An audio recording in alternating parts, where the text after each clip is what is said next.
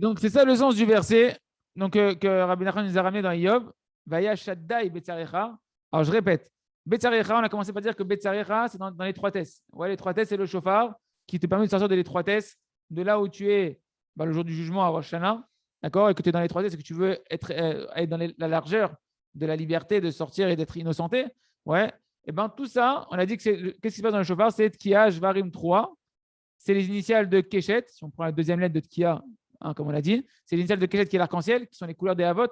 Et chaque son va représenter Abraham, Israël et Yaakov. Et tout ça, tu le retrouves aussi dans Shaddai. Dans le verset, il y a Shaddai juste avant. Et Shaddai, il sera dans le son du chauffard, en fait, pour te délivrer. C'est qui ce nom de Shaddai? D'où il tire sa force? Des patriarches. Parce que le Shin, c'est les trois branches du Shin, c'est Abraham, Israël et Yaakov. Et le Dai qui reste, le Yud, Dai, c'est 14. 14, c'est les 14 lettres des trois noms qu'on retrouve dans le premier verset du Shema Israël, d'union entre nous et Hachem, de l'amour qui nous unit entre nous et Hachem, qui passe par les patriarches, qui est Hachem, Elokeinu, Hachem. Dans Shema Israël, Hachem, Elokeinu, Hachem Echad, Hachem, Elokeinu, Hachem. Et Hachem, Elokeinu, Hachem, ça commence par Yud, Aleph et Yud, comme les premières lettres qui commencent des noms de Abraham, Yitzhak et Yaakov, qui aussi c'est Aleph, Yud et Yud. Et tout ça, c'est caché dans ce verset-là. Voilà ce qui se passe dans le son du chauffard. Et tout ça, c'est la même dimension que la tfila quand tu vas la chanter. C'est-à-dire que quand tu chantes la tfila, tu es en train de sonner le chauffard. Tu es en train de faire l'arc-en-ciel que Noach il a vu à la fin du déluge. Tu es en train de faire la même chose que le tzaddik qui fait lorsqu'il fait des secrets de la Torah. C'est des choses extraordinaires, on ne se rend pas compte. Chanter la tfila, c'est une trashivut atsuma. Quand c'est marqué dans tous les sfarim, les ségoulottes, quand tu fais Azachar Moshe en chantant, ça annule toutes les fautes, ça pardonne toutes les fautes, etc. Mais ce n'est pas que Azachar Moshe. En réalité, c'est toute la tfila. C'est vrai que les tzadikim, ils chantent, ceux qui sont ma'aminim dans les paroles de Rabbi Nachman de Breslev, ils chantent toute la tfila. Toute la tfila. Parce que tu es en train d'habiller la shrina et tu es en train de faire tous les tikkunim de l'arc-en-ciel. Oui, bien sûr.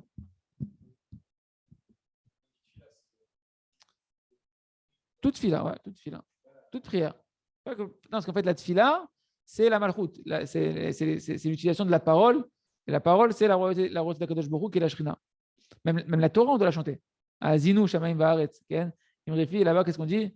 Kidvu et Ashira Azot. De quoi on parle? Écrivez cette chanson-là. C'est la Torah. La Torah doit être chantée. Tu dois la chanter, tu dois avoir une mélodie quand tu fais la Gemara, quand tu fais n'importe quel. Tu dois la chantonner, la Torah. C'est une louange à Hachem. Tu es en train de louer Hachem. Tu t'étudies la parole d'Hachem. C'est la plus grande joie qui doit exister sur Terre.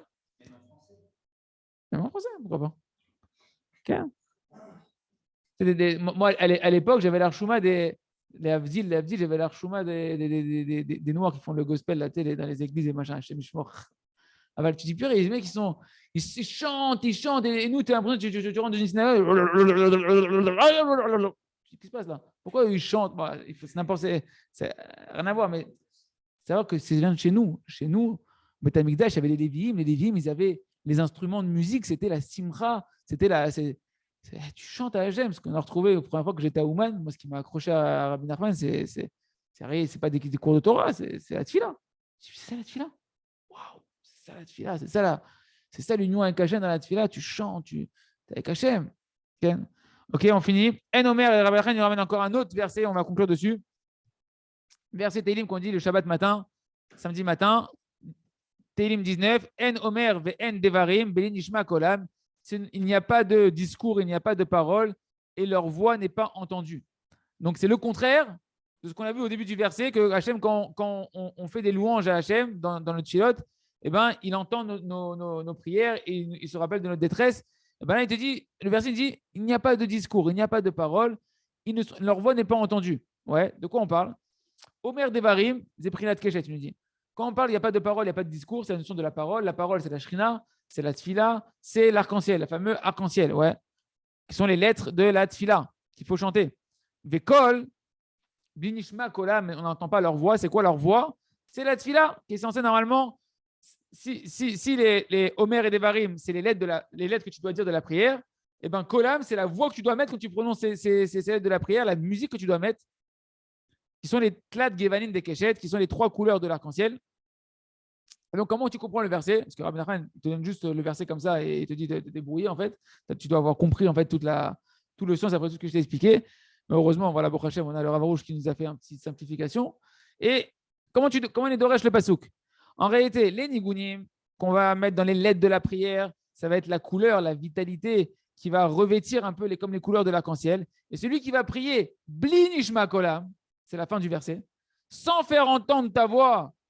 En fait, il faut prendre le verset pour le comprendre à l'envers. Bli Nishma Kolam, c'est la fin du verset. Si tu pries sans faire entendre ta voix quand tu pries, tu ne chantes pas, tu n'entends pas, tu n'es pas joyeux de ta prière, etc. Ouais, que tu ne mets pas de la musique sur les lettres de la prière. Alors, sur ça, tu comprends maintenant le début du verset. En Omer ve'en Devarim. Tes paroles de prière, tes lettres de prière, ce ne sont pas des prières. Ce ne sont pas des paroles qui sont entendues devant un Kadosh Baruch Hu. Tes discours, ils ne montent pas. Blini Shma Kolam, si tu ne fais pas entendre ta voix, alors, En Omer ve'en Devarim. Tes paroles et tes prières à Hachem, ce n'est pas des paroles et pas des prières. Elles n'arrivent pas à monter dans les oreilles d'Hachem. Il y a des accusations sur ces prières-là. Qu'est-ce que tu te plains devant Hachem? Qu'est-ce que tu viens comme un fardeau avec tes requêtes devant Hachem comme un fardeau, etc. C'est bon, il y a prioritaire. Celui-là est en train de chanter Hachem, tu vas attendre un peu, s'il te plaît, parce que tu as un peu l'archouma pour le roi, toi. Celui-là, il connaît un peu le roi, il fait un peu l'éloge du roi. Attends. Et tant qu'il y en a qui chantent, toi, tu vas attendre, d'accord? Voilà. Ken. C'est ça le sens du verset. Okay? De la même manière que l'arc-en-ciel, tu le vois que quand il y a des lumières, et ben ta prière, on l'entend et on la voit devant Hachem que quand il y a de la lumière.